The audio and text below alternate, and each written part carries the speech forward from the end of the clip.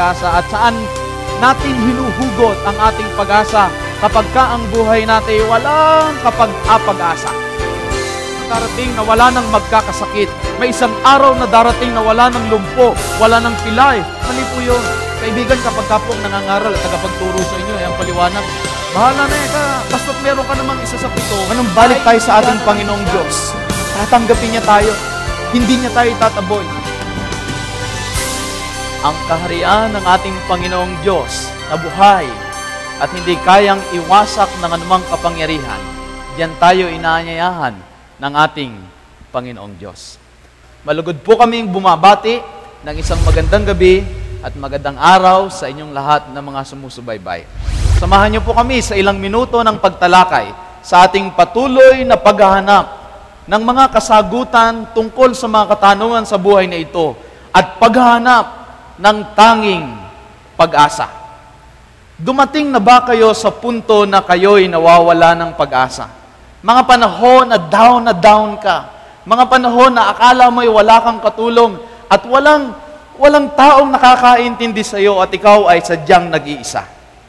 Alam niyo po, 3 taon ang nakalilipas. Ang aking pinsan ay dumating sa ganyang kalalagayan. Halos 3 taon na ang nakalilipas ang aking pinsan na taga Bulacan. Kakasalin na lamang siya, 2 linggo na lamang.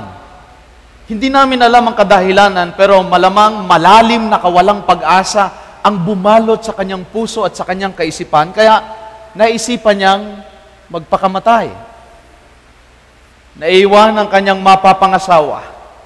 Naiwan ang maraming lang plano at mga panukala at mga pangarap sa buhay.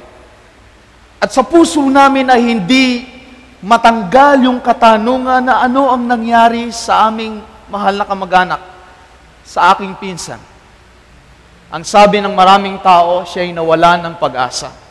At mga minamahal naming mga taga-subaybay, nakaka-relate ba kayo doon sa naramdaman niya? Minsan ba'y naisip ninyo na anong saysay ng aking buhay? Anong kabuluhan ng aking paggising araw-araw at saan ako makakasumpong ng pag-asa sa buhay na ito? Sa gabing ito, pag-aaralan natin ang temang ito, ang pagbagsak at pag-asa. Sino ang may dahilan kapag tayo'y nalulungkot at nahihirapan at nawawala ng pag-asa sa buhay? Minsan kasi tumitingala tayo sa langit at nasasabi natin, Panginoon, nandyan ka po ba? O pinabayaan niyo na kami? At sisimulan natin ang pag-aaral ay kinalaman sa mga anghel of all the things. Sa lahat ng napakaraming bagay ay tungkol sa anghel. Ang paghahanap natin ng pinagmula ng kawalang pag-asa, ang pagbagsak ng pag-asa at ang pagmumulan ng tinatawag nating pag-asa. Kayo po ba ay naniniwala sa anghel? Ano ang turo ng Biblia tungkol sa mga anghel? Sa gabing ito, bubuksan natin ang mga pahina ng banal na kasulatan at ating aalamin kung ano ang sinasabi sa mga sitas ng banal na aklat, kung ano ang itinuturo may kinalaman sa mga anghel at sa pinagmula ng kawalang pag-asa.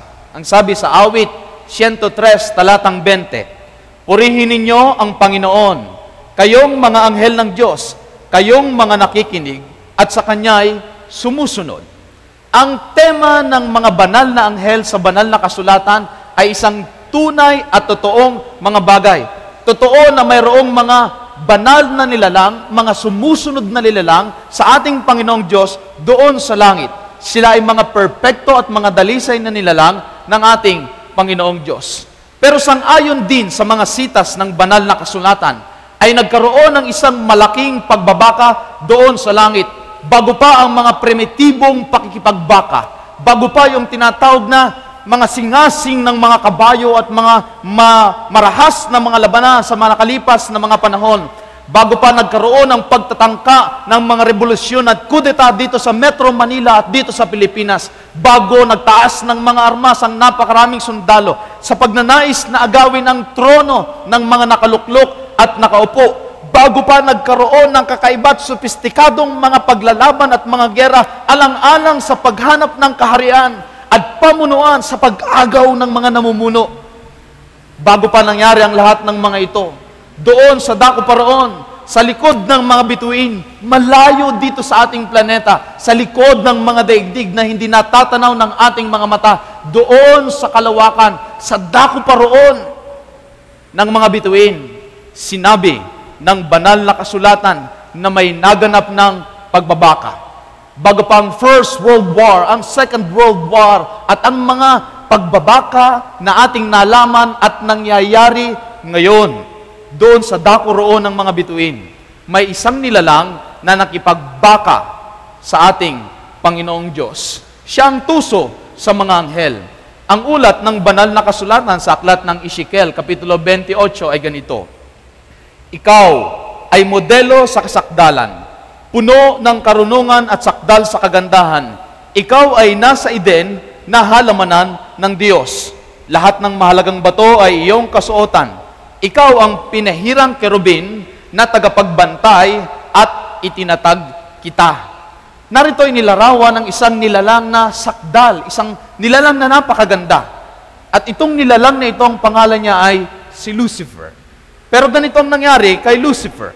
Isang araw, sinabi niya sa kanyang sarili, ako'y sasampa sa langit. Aking itataas ang aking luklukan sa itaas ng mga bituin ng Diyos.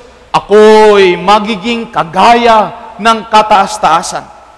Itong sakdal na nilalang ng ating Panginoong Diyos ay dumating doon sa pag-iisip na maaari niyang mahigitan ang kanyang manlalalang samantalang siya'y nilalang.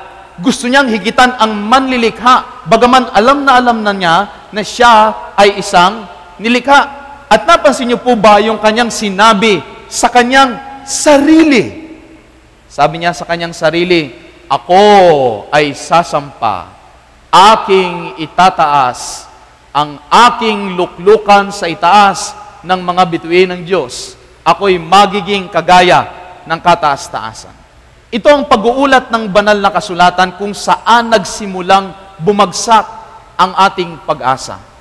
Kung paanong nagsimula ang kasalanan at ang rebelyon doon sa langit na bayan. Nagsimula sa pagiging selfish o makasarili ng isang maningning at espesyal na anghel doon sa kalangitan. Napapansin niyo po ba ang pinag-aawayan ng maraming sambahayan ngayon?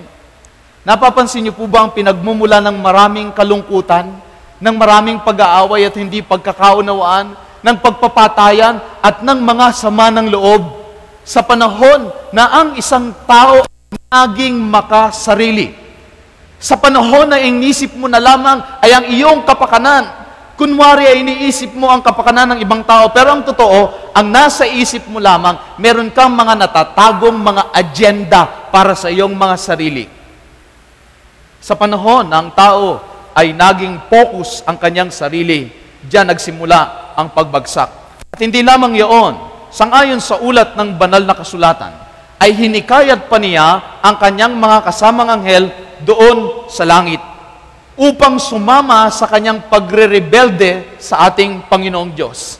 Inaakusahan ni Satanas ang Diyos na isang Diyos na mahigpit, isang Diyos na naghahanap palagi ng mali at nag-uutos ng mga bagay na hindi kakayanin, naganapin ang kanyang mga nilalang na may kaligayahan. Sa likuran ng mga bituin, mayroong pag-aagawa ng trono upang makontrol ang buong universo. Gustong agawin ng nilalang ang pamamahala doon sa may lalang. May mga nagsasabi at nakakausap tayo at marahil kayo po na mga ginigiliw naming taga-subaybay ay magtataas din ang inyong mga kili at magtatanong, bakit kaya hindi kaagad winasak ng Diyos itong si Satanas? Bakit kailangan pang madaya yung ating unang mga magulang? Bakit kailangan pa na tayo maghirap, may mamatay, may magahasa, may ma-hold up, may masaksak na tatay samantalang pauwi sa kanyang sambahayan, dala ang isang supot na pansit? Parang napakapabaya ng Diyos. Ang sabi nila, bakit nagpabaya ang Diyos? Tatanungin ko po kayo ng mga nandito at sa lahat ng ating mga ginigiliw na taga-subaybay. Alam niyo po ba yung salitang black sheep? Pagka ba kayo may isang anak na pasaway, halimbawa, gawin nating galante, may 10 kayong anak, may isa lamang na pasaway. kung may isang pasaway, doon sa 10, kung papatayin mo yung isa mong anak, may 9 pa namang matitira. Ang tanong, papatayin nyo ba yung inyong anak como pasaway? Kung tayong mga tao ay nakadaramdam ng malalim na pag-irog sa ating mga anak, na bunga ng ating mga laman, ang Diyos di na may lalang kay Lucifer, hindi kay Satanas. Sa isang sakdal na nilalang ay nagpahayag ng kanyang pag-ibig, sapagkat aayaw ng ating Panginoong Diyos na para tayo'y mga robot na sinususian at kung ano ang gusto lamang ng Diyos na gawin natin, salitain natin at isipin natin, ayun lamang ang aking gagawin. Kaibigan, mga taga-subaybay, araw-araw may kalayaan tayong pumili sa mga pagpapasya na gagawin natin sa ating buhay.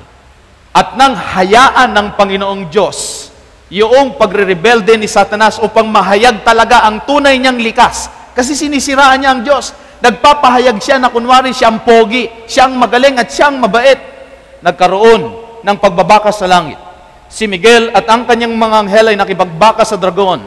At ang dragon at ang kanyang mga anghel ay nakipagbaka sangayon sa Apokalipsis, Kapitulo 12, talatang 7. Pero itong si Satanas ay hindi nanalo sa pakikipagbaka kay Miguel at sa ating Panginoong Diyos. Isang bagay lang ang totoo, kaibigan ko. Ang nilalang, kailanman ay hindi mananalo sa may lalang. Ang paglaban sa ating Diyos at sa ating manglilikha at ang pagtanggi sa Kanya ay magdudulot lamang sa atin ng tiyak na kapahamakan. Para kang sumisipa sa pader. Ikaw din, bandang huli, ang masasaktan. Kaya itong si Satanas, ang sabi Jesus sa Lucas Kapitulo 10, talatang 18, nakita ko si Satanas na nahulog na gaya ng lintik mula sa langit. Kagaya ng isang malakas na kidlat, itong si Satanas ay inihulog mula sa langit. Tatandaan niyo po, simula pa doon sa langit, ang demonyo ay mapanglinglang at mapangwasak. Siguro dahan-dahan niyo nang iniisip, ano po ang kaugnayan nito sa atin, Brother Igan? Ano po naman ang kaugnayan nito kung nawawalan tayo ng pag-asa?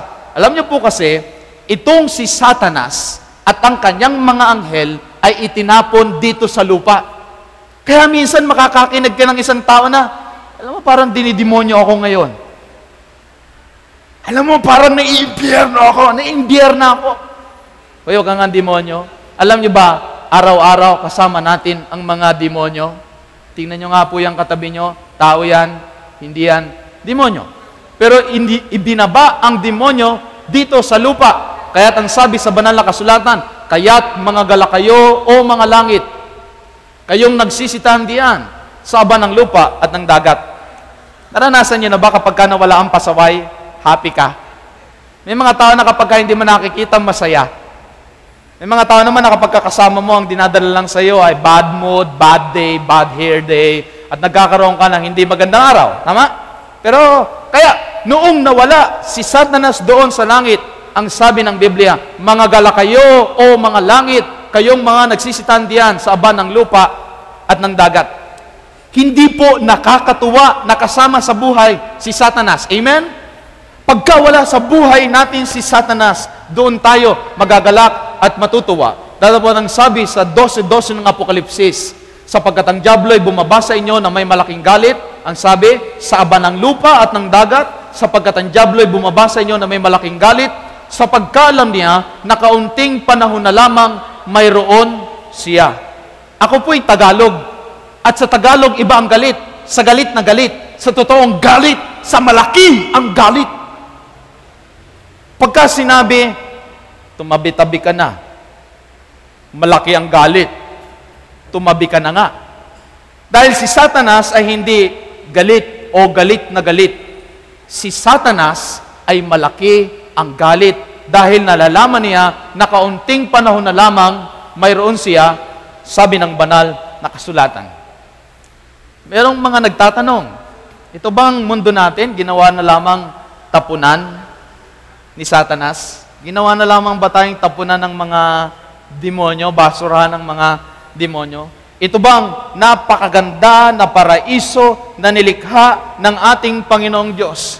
Ang langit at ang lupa ang mga batis, ang mga ibon na nagliliparan, ang mga hayop sa sanglibutan, ang napakagandang mga bulaklak na mahumahalimuyak ang samyo, ang Eden na nilalang ng ating Panginoong Diyos na isang perpektong sanglibutan.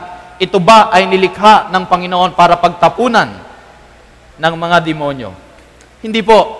Nilikha po ito, unang-una na, ay para sa ating mga tao. Sabi ng Panginoong Diyos sa Genesis 1:28, nang lalangin niya si Adan at si Eva, magkaroon kayo ng kapangyarihan sa mga isda sa dagat, sa mga ibon sa himpapawid, at sa bawat hayop na gumagalaw sa ibabaw ng lupa.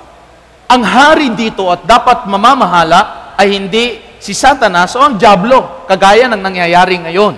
Ang hari dapat dito at namamahala ay tayong mga tao, sapagkat itong planetang ito ay ipinagkatiwala ng ating Panginoong Diyos sa ating unang mga magulang at sa lahat ng saling lahi na sana ay susunod sa Kanya. Kaya lamang, sabi ng banal na kasulatan, sa aklat ng Heneses, Kapitulo 3, itong si Satanas ay pumaroon sa hardin ng Eden. At ang ginawa niya, siya ay nagbalat kayo sa pamamagitan ng isang magandang ahas. Gusto niyang dayain itong si Adan at si Eva. Tatandaan nyo, si Satanas ay magpapakunwaring maganda, kaibig-ibig, kahali-halina. Parang okay, parang masarap. Lalapit siya sa atin na ang tawag nating mga Tagalog, tukso. Tatanungin ko po kayong mga tagapakinig namin at mga taga-subaybay. Kayo ba natutukso sa mga pangit na bagay?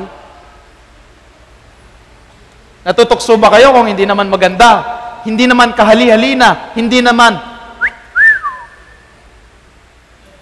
Di ba natutukso? Parang masarap, parang kaiga-igaya, nakakatakam, nakakatulo ng laway. At parang, kung material naman yan ay pera, malaking kikitain natin pare, swabe yan, try lang natin.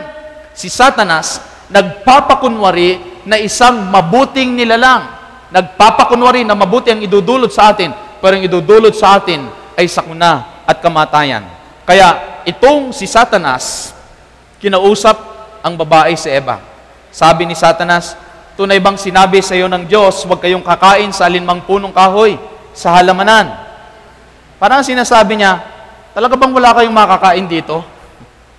Sabi ni Eva, nakipag-usap naman doon sa ahas, sa bunga ng punong kahoy sa halamanan ay makakakain kami. Narito ang aral na pinagmumula ng ating kawalang pag-asa. Sa panahon na simulan natin na akala natin ay kaya natin na labanan si Satanas. Sa panahon na isipin natin na kaya nating lumaban sa kanya na mag-isa, nagsisimula na tayo ay malaglag. Kaya sabi ni Eva, sa bunga ng punong kahoy na nasa gitna ng halamanan ay sinabi ng Diyos, huwag kayong kakain niyon, ni huwag niyong hihipuin, baka kayo mamatay. Sinabing maliwanag ng ating Panginoong Diyos na kapag kakain si Adan at si Eva noong bunga ng puno ng pagkakilala ng mabuti at masama, walang pagsalang sila'y mamamatay. Ang pinagmulan ng pagkakasala nating mga tao ay ang dahan-dahang pagdududa sa sinabing ng ating Panginoong Diyos. Sabi na ni Eva, baka kayo'y mamatay. Baka kami mamatay. Hindi na siya sigurado ngayon. Samantalang ang liwaliwanag, sinabi ng Diyos, kayo'y mamamatay. Ito ang sinabi ng ahas sa babae, tunay na hindi kayo mamamatay. Narito ang sabi ng Diyos, huwag mong gagawin ito. Narito ang sabi ng diablo, gawin mo yan. Narito ang sabi ng Diyos, mapapahama ka. Narito ang sabi ng diablo, hindi, konti lang. Hindi ka naman mag-a-addict eh. Dahan-dahan lang. Okay lang yan. Saka lahat naman gumagawa niyan eh. Ang totoo, ipinromote pa nung ahas yung paglabag doon sa Diyos. Eh, sabi niya, alam kasi ng Diyos, pagka kumain kayo niyan, madidilit ang iyong mga mata. Kayo'y magiging parang Diyos, nakakakilala ng mabuti at masama. Parang sinasabi ni Satanas, nagkakait lang sa'yo ng Diyos yan. Ayaw ka lang niyang lumigaya. Ang totoo, pag kumain ka niyan, magiging kang parang Diyos. Gaganda ka. Madidilat ang iyong mga mata. Hindi ba diyan nagsisimula ang paglabag ng mga tao sa Diyos? Number 1, inaakala natin na nagdadamot sa atin ang Diyos. Pangalawa, inaakala natin na tama si Satanas kaysa sa Diyos. Pangatlo, ang iniisip lamang natin ay pansamantalang ligaya. Pero hindi natin alam, yun ay magdudulot sa atin ng tiyak na kamatayan at tiyak na kapahamakan. Tatandaan po ninyo, ang demonyo ay manlilinlang. Ang demonyo ay mangloloko. Pagkatapos, sabi ng banal na kasulatan sa Genesis 3, nakita ng babae ang bunga at nakita niyang mabuting kanin. Napansin niyo po ba yung dalawang salita na inulit? Nakita ng babae ang bunga at nakita niyang mabuting kanin. Tayong mga tao, palagi lang ang paghatol natin, yung mata lang. Kung ano yung nakikita natin, parang maganda naman, okay naman, pero hindi natin hinahalukay ng malalim, nahahandid tayo doon sa pagkakasala at paglabag. Tatandaan natin, binansagan si Satanas na ama ng kasinungalingan sapagkat siya'y sinungaling at ama nito. Sangayon sa Ebanghelyo ni San Juan, Kapitulo 8, talatang 44. Ang tukso po lalapit sa atin na parang maganda, pero kapag kayan ay taliwas sa sinabi ng ating Panginoong Diyos, huwag na po nating patulan, sapagkat ito ay magdadala sa atin sa tiyak na kalungkutan at kapahamakan. Bakit? Si Satanas man po ay nagpapanggap, nagpapakunwaring anghel ng kaliwanagan. Nagpapakunwari siyang okay, mabait, mabuti. Okay lang na gawin ito. Pero ang totoo, galit lang siya sa atin. Gusto niya tayo na mapahamak. Yung dahan-dahan at unti-unti nating paglabag sa Diyos, ito'y pagpapanggap lamang ni Satanas upang tayo ay madala sa pagkakasala. Ang ating Panginoong Diyos na nagmamasid ng sanglibutang ito ay nalalaman niya kung ano ang nangyayari. At ang siya'y bumaba mula doon sa kanyang kinalalagyan, sabi sa Genesis 3:8, at daring lang tinig ng Panginoong Diyos na lumalakad sa halamanan sa kulimlim ng araw. Nagtago ang lalaki at ang kanyang asawa sa harapan ng Panginoong Diyos sa pagitan ng punong kahoy sa halamanan. At tinawag ng Panginoong Diyos ang lalaki at sa kanya'y sinabi, ito ang unang tanong ng Diyos na naulat sa banal na kasulatan, ang sabi, saan ka naroon? Hindi kaya alam ng Diyos kung nasaan talaga yung mag-asawa? O saan sila nakatago? Kung hindi niya talaga alam, hindi naman pwede kasi siya ay Diyos at nalalaman niya kung anong nangyari at kung saan nagtatago ang mag-asawa. Parang sinasabi ng Diyos, saan ka ngayon naroon? Sa panahon na talikdan mo ang aking salita, nasan ka? At yung tanong na yan ay umaalingaw-ngaw sa lahat ng panahon ng ating sanglibutan at hanggang ngayong gabi ay itinatanong sa ating lahat, sa ating mga taga-subaybay. Ikaw na nakikinig ngayon at kayo na mga naupo sa mga upuan sa dakong ito, saan ka naroon? Sa panahon na mapalayo tayo sa ating Panginoong Diyos, saan tayo naroon? Yung lalaki, kagyat na sumagot, sabi niya, narinig ko po ang iyong tinig sa halamanan. Ako'y natakot sapagkat ako'y hubad at ako'y nagtago. Alam mo, kapag ang isang tao ay may kasalanan, takot. Alam mo, ang isang tao kapag may kasalanan, nagtatago. Yung mga taong guilty, yan ang idinudulot ng kasalanan. Siging tago. Kanino nagtatago? Sa Diyos. Kaya ngayon, madalas po kami kumakatok sa mga bahay. Tao po, tao po. Ano po yun? Sabi ng may bahay. Pwede mo ba mag-Bible study tayo? May dala ko kaming mga aralin dito sa Biblia. Wala hong tao. Sabi nila, maraming tao ang natatakot sa Diyos. Maraming tao ang pinagtataguan ng Diyos. Lumalakad papalayo sa Diyos. Sapagkat iniisip na, alam mo, uso nga sa atin sa Pilipinas yung hindi ako pupunta sa simbahan kasi baka masunog ako sa simbahan. Ay ako pumunta sa church, masusunog lang ako doon, Brad. Kaibigan, nais ko pong sabihin sa iyo, ang pagtago sa Panginoong Diyos at paglayo sa Kanya, yun ang susunog sa atin.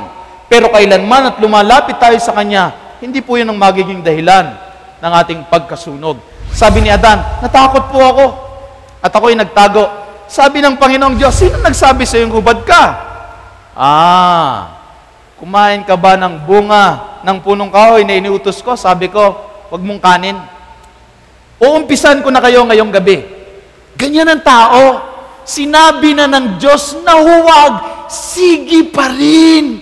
Pag sinabi ng Diyos na wag talaga, wag. Sapagkat alam ng Diyos yung sinasabi niya. Ang iniisip kasi natin, bawal. Ang totoo, dito sa Metro Manila, palasak na palasak at usong-uso. Kasi Brad, kung alin yung bawal, masarap. Totoo ba? Sa palagay niyo, nasarapan sila nang gawin nilang bawal? Come on, sumagot kayo. Nasarapan kaya sila? Hindi ho. Sa tuwing makakagawa ka ng bawal, sa tuwing makakalabag ka sa Diyos, you just feel bad about it. You'll feel bad about it. Masama ang pakiramdam mo. Masama ang puso mo. Alam mo na may nagawa kang pagkakamali sa manglilikha na dalisay. At malamang ikaw ay magtatago. Sabi ng Diyos, nakakain ka ba? Ang sagot ng lalaki, ganire. Yung po kasing babae na binagay mo para kasamahin ko, siya po ang nagbigay para aking kainin. Kinain ko naman po, baling naman yung Diyos doon sa babae dahil itinuro ni Adan. Sabi ng Panginoong Diyos sa babae, ano itong iyong ginawa? At sinabi ng babae, dinaya po ako nung ahas eh. Walang kumukuha ng responsibilidad sa kanilang pagkakamali. Sabi ng Diyos sa lalaki, o lalaki, may nakain ka no? Hindi po ako, yung babae. Sabi naman ng Diyos sa babae, babae, ikaw no? Ay, hindi po ako. Yung pong ahas, dinaya po ako. Nakaka-relate ba kayo sa feeling nila? Nakaka-relate ba kayo sa nararanasan nila? Di ba madalas pagka nagkakamali tayo, anong ginagawa natin? Siya kasi, pinilit ako eh. Alam naman kung hindi naman ganyan, kung hindi naman nagkaganyan, hindi ko naman gaganyanin yan eh. Di ba ikaw naman may kasalanan eh? Bakit kung hindi mo ako minisip, kung hindi mo kayo hindi naman magkakaganito, di ba ganyan? Sa kadalasan, pagka tayo nagkakamali, naghahanap tayo ng ibang masisisi at ayaw nating aminin na tayo'y may pagkakamali at kailangan natin ng tagapagligtas at ng pagpapatawad ng Diyos. Bakit ba ang hirap-hirap sa ating magsabing, I'm sorry? May mga leader nga tayo sa Pilipinas. Sabi, I'm sorry. Oh, buti pa yun, nagsusorry. Pero bakit sa atin, ang dali-dali na nila magturo? O sige, pag nagturo ka, ilan yung nakabalik sa'yo? Ha? Ilan? 3. Mas marami ang bumabalik sa'yo. Sabi ng babae, sabi ng Panginoon dun sa babae, ito, sa mga babae, kaya pala nagkakaganyan kayo, no? Ang daming sumasakit sa inyo. Ang daming hirap, di ba? Pag manganganak pa lang, sumpa pala ng Diyos yan. Para maalaala natin yung ginawa nating kasalanan. Sabi, pararamihin kong lubang yung kalumbayan. Kaya yung babae, maraming kalungkutan yan eh. At pati yung paglilihi. Tama naman kapag naglilihi na yung mga babae. Yan ang pinakamahirap daw na stage ng buhay ng babae. Manganganak kang may kahirapan. Ano kaya kung hindi nagkasala, no? Siguro smile ka lang, lalabas na yung baby mo. Yan na. Pero dahil sa kasalanan, manganganak ang babae na may kahirapan, at ito ang dapat. At sa iyong asawa ay pahihinuhod ang iyong kalooban at siya'y papanginoon sa iyo. Kaya yung babae, ano ngayon? Sumusunod sa lalaki dahil nung siya ang nasusunod, hindi maganda ang pangyayari. Kaya mga babae, wag naman pong aandirin si mga kumpare sapagkat gaya po ng ating binabasa, pagka palaging nasusunod lamang mag-isang babae, medyo nasisira po ang diskarte at napapahamak. Kaya naman, hindi siya exempted. Sinabi ng Diyos, sumpay ng lupa dahil sa iyo, kakain ka sa Kanya sa pamagitan ng iyong pagpapagal, sa lahat ng mga araw ng iyong buhay, sapagkat ikaw ay alabok at sa alabok ka uuwi, at sila'y pinalayas doon sa paraiso. Kaya yung paggawa, ang pagtatrabaho ay isa sa mga sumpa ng ating Panginoon. Hindi sinadya ng Panginoong tayo may hirapan. Tutulo ang pawis, tutulo ang luha sa paghahanap buhay ng mga OFW doon sa United States, doon sa Saudi Arabia. Hindi panukala ng Diyos na tayo malulungkot sa paghihiwalay dahilan sa kailangang magtrabaho. Yan po ay dinulot ng pagsuway natin sa kalooban ng Panginoong Diyos. Hindi lamang yon, sila'y pinalayas doon sa paraiso ng mga taong kahabag-habag kaawa-awa at mga tao na nagsimulang dumanas ng napakaraming kalungkutan at tinatawag nating kamatayan. Ano ang epekto ng kasalanan sa ating sanglibutan? Naging kakaiba ang ating panahon, di ba? Nagkaroon ng mga bagyo, ng mga buhawi, nagsimulang malanta ang mga bulaklak, natuyo ang mga batis, bumagsak ang luha sa ating mga mata, nagsimulang kumuluntoy ang ating mga muka, nagsimula tayong bumuntong hininga, at nagsimula ng napakaraming katakot-takot na mga kalamidad na ating nararanasan. Dahilan sa pagsuway ng tao sa ating Panginoong Diyos. Kabi-kabila ang mga sakuna, kabi-kabila ang mga kalamidad, kabi-kabila ang pagkamatay. At ang pagkamatay ay hindi basta-basta. Ang namamatay ngayon, 100,000, 100,000, 200,000. Kamakailan lamang, this week lamang, yung labanan doon sa Mindanao ng mga Abu Sayyaf, tuloy-tuloy ang pagkamatay. At hindi matatapos yan hanggang hindi mawawala ang kasalanan dito sa sanglibutan, mga minamahal kong mga kaibigan. Kaya tayo sabay-sabay na magbubuntong hininga. Sasabihin natin, Lord, bakit po? Alam mo, madalas ang nadadamay sa kagagawa ng mga masasama, mga inosente. Mga inosente na walang kamalay-malay sa paggawa ng mga ginagawang mga masasama. Naalala ko yung aking kaibigan sa Lopez, Quezon. Sakay lamang siya ng jeep pauwi sa kanilang tahanan galing eskwela. Sa third year college. Merong mga lasing na sumampa doon sa jeep at nagdeklara ng hold up. Hindi na kontento yung mga hold-upper sapagkat dadalawang pasahero. Yung aking kaibigan ay isinama nila. Hindi lang tinangay ang bag, pati yung may bag, tinangay nila. Pagkatapos ng 3 araw na paghahanap ng mga pulis, nasumpungan ng aking kaibigan. Ang masaklap, hindi buhay, kundi patay. Nung kausap ko yung mga magulang ng aking kaibigan na hindi naman mananampalataya, ang sabi nila, Brad, bakit ganon? Bakit kailangan na kami ang maging biktima ng kawalang hiyaan ng napakaraming masasamang mga tao? Bakit kami ang kailangan magdanas ng hirap? Nakaka-relate ba kayo doon? Minsan o madalas, biktima lamang tayo ng kapabayaan. Maaring minsan sarili natin, pero minsan kagagawan din ng ibang mga tao. At titingnan ba tayo sa Diyos at sasabihin natin sa Diyos, Lord, it's unfair. Ano pong ginagawa ninyo? Pinababayaan nyo kami dito sa lupa. Panginoon, gising ka po ba? Panginoon, bakit mo pinapayagan sila na magkaganyan? Bakit mo pinapayagan yung mga demonyo na nandidemonyo? Ano po ang inyong ginagawa? Tanungin natin kung bakit may mga taong kailangan naghihirap samantalang ang mga tao natin sa gobyerno ay nanakaw at kinukurakot ang kabangyaman ng ating pera, samantalang maaari yung na mga street children ay mamuhay ng matiwasay at nagsisipag-aral. Araw-araw nakikita natin yan sa Metro Manila. Hindi ba kayo nakukonsensya? Hindi ba kayo nagtatanong? Hindi ba kayo nag-aabot ng kahit isang putol na tinapay para maibsan ang kanilang gutom? At hindi ba sumasama ang loob mo pag nakikita mo na alam mong matutulog sila sa karton? At minsan nauuwi ang sama natin ng loob, hindi lang sa gobyerno, kundi sa Diyos. Nakaka-relate ka ba sa sinasabi ko? Minsan ba'y masama na ang loob mo sa Diyos? Minsan ba'y naisip mo na nagpabaya ang Diyos? At parang maigsi ang kamay ng Diyos.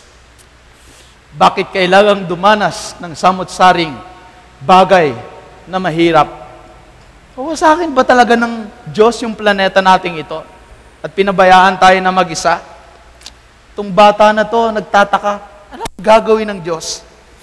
Sabi ng banal na kasulatan, Jeremias 31:3, Oo, iniibig kita ng walang hanggang pag-ibig, kaya't ako'y lumapit sa iyo na may kagandahang loob. Wow, ang lalim, Lord!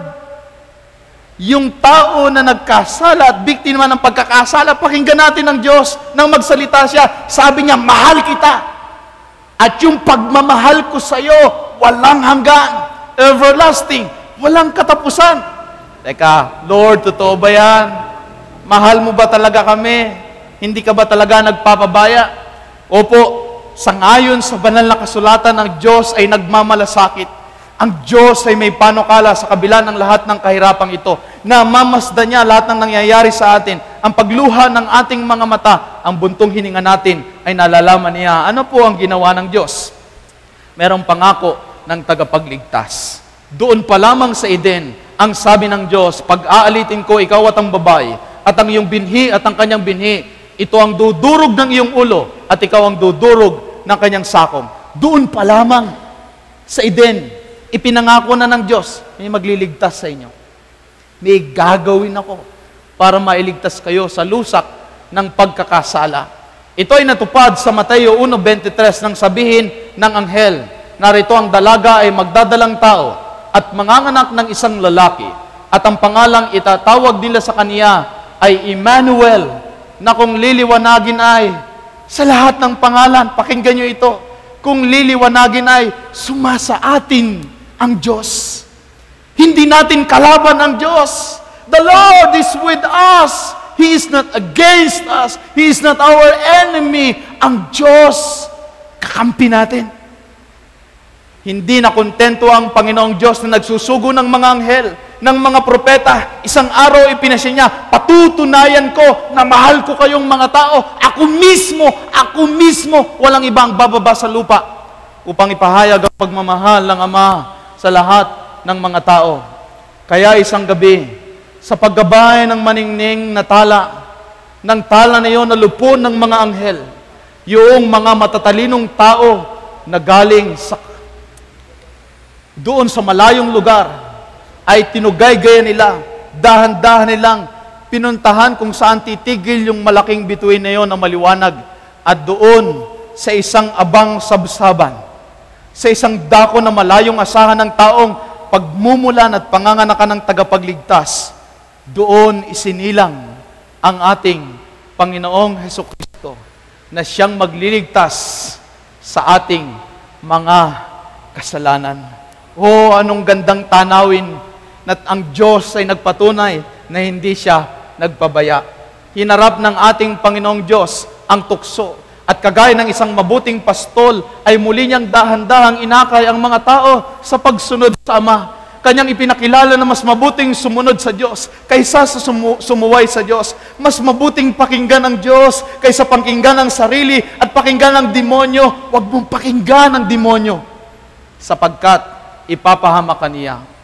Ang anak ng tao ay naparito upang hanapin at iligtas ang naligaw. Kaibigan, sa gabing ito, ang Panginoong Jesus ay naparito para hanapin tayong mga naliligaw, tayong mga namali ng daan, tayong mga napaliko at nagkasala sa ating Panginoong Diyos. Hindi sinugo ng Diyos ang anak sa sanglibutan upang hatulan ng sanglibutan, kundi upang ang sanglibutan ay maligtas sa pamamagitan niya. Huwag mong isipin na hatulan ka lang ng Diyos, nakalaban mo yung Diyos, na nakakahiya sa Diyos, nakakahiya talaga sa Diyos. Pero mas kailangan natin ang ating tagapagligtas. Hindi niya tayo hinahatulan. Hindi niya tayo tinatawanan. Sa tuwing tayo nagkakasala at nagkakamali, nandyan lamang siya para umunawa at para magpatawad sa bawat isa sa atin. Upang sa pamamagitan ng kamatayan ay kanyang malipol, yaong may paghahari sa kamatayan, sa makatuwid ay ang dyablo. Yung problema natin sa kamatayan ay winakasan ng ating Panginoong Jesus. Hindi na tayo mamamatay na ikalawa, kundi magmamana ng buhay na walang hanggan, mga minamahal na mga kaibigan at mga kapatid. Kaya ang sabi sa Isaiah 49:15 at 16, malilimutan ba ng ina ang kanyang pasusuhin na siya ay hindi mahahabag sa anak ng kanyang bahay bata? Palagay nyo, yung nanay makakalimot? Napanood nyo ba yung mga featured ni Jessica Soho na yung mga nanay, manganganak lang pagkatapos, diyan sa may Quezon City to, di ba? Quezon City, manganganak pagkatapos, ibebenta lang yung anak. Pagkatapos mabubuntis naman, ibebenta lang yung anak. Makakalimot ba yung magulang sa kanyang mga anak? Ang sabi ng banal na kasulatan ay ganire, sa verse 16, oo, ito'y makalilimot. Ngunit hindi kita kalilimutan. Narito aking inanyuan ka sa mga palad ng aking mga kamay. Gusto ko pong ipaalala sa inyo sa gabing ito, ang Diyos hindi ka nakakalimutan. Hindi ka lumalaban sa buhay na mag-isa. Alam ng Diyos. At ang sabi niya, iniukit ko ang iyong pangalan sa aking mga kamay. Diyan po kinuha ni Gary Valenciano yung kanyang kanta na, hindi kita malilimutan, hindi kita pababayaan, nakaukit magpakailanman, sa aking palad ang iyong pangalan. Malilimutan ba ng ina? Oo. Yung ina daw makakalimot. Pero hindi ba tayo natutuwa sa gabing ito na ang Diyos ay hindi nakakalimot? Amen? Oh, salamat sa Diyos. Sapagkat, kaibigan, mga kapatid, mga taga-subaybay, kung iniisip nyo minsan nakalimutan kayo ng Diyos, mahal kayo ng Diyos, at ang Diyos ay hindi nakakalimot sa atin. Nakaukit sa kanyang mga kamay ang kanyang pagliligtas sa atin. Nang pasimula, ang Diyos at ang tao ay magkasama. Pero dahan-dahang pumasok ang kasalanan at yung kasalanan ay nagpahiwalay sa atin at sa ating Panginoong Diyos. Ang ating Panginoong Jesucristo, ang kanyang krus ay dumating at pinagdugtong muli ang Diyos at ang tao upang tayo muling mapalapit sa ating Panginoong Diyos. Kayo ba ay malayo sa Diyos o kayo ba ay nagkakasala? Ang krus ni Kristo ang paraan upang tayo ay mapalapit sa Diyos. Si Kristo ang ating kailangan sapagkat ang kanyang kamatayan ay kagaya ng isang gamot, extra strength, forgiven all, easy to swallow, and best of all, libre. Libre. Libre ang pagpapatawad na gagawin ng ating Panginoong Jesus sa krus na kanyang ginawa. Paborito natin ito, sapagkat gayon na lamang ang pagsinta ng Diyos sa sanglibutan, na ibinigay niya ang kanyang bugtong na anak, upang ang sinumang sa kanya'y sumampalataya ay huwag mapahamak, kundi magkaroon ng buhay na walang hanggan. Siya'y namatay, pero bumangon maguli, upang ang lahat ng sumasampalataya sa kanya ay magkaroon ng pag-asa sa buhay na walang hanggan.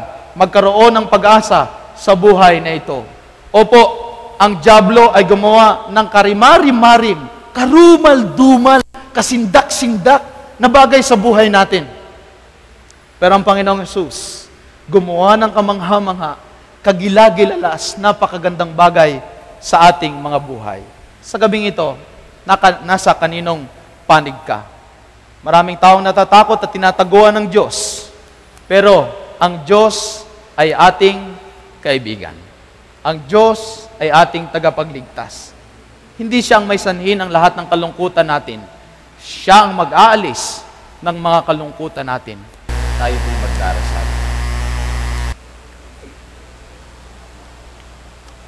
Panginoon namin na makapangyarihan sa lahat. Nakikita po namin at nararanasan namin ang resulta ng kasalanan. Madalas, Panginoon, araw-araw kami ay apektado. Ngunit salamat po sapagkat mayroon kaming tagapagligtas. Mayroon kaming kakampi at kaibigan, walang iba kundi ang aming Panginoong Jesus. Siya ang aming tanging pag-asa sa buhay na ito at sa buhay na darating. Idinadalangin ko po ang aming mga mahal na taga-subaybay sa internet at ang aming mga tagapanood. Marahil mayroon sa kanila, Panginoon, na nagpupunyagi sa maraming tukso, mga depression, mga stress, mga suliranin sa buhay. At iniisip nila, Panginoon, na ang mundo ay totoong napakabigat para sa kanila. Idinadalangin ko sila, Panginoon, maging malapit po sana kayo sa kanila. Iparamdam niyo po sana ang inyong pagmamahal sa kanila na palagi lamang nandiyan. Upang kung magkagayon, Panginoon, magkaroon sila ng kagaanan ng damdamin at tanggapin ka bilang personal na tagapagligtas. Ito po'y dalangin namin, alang-alang sa banal na pangalan ng aming Panginoong Jesus. Amen.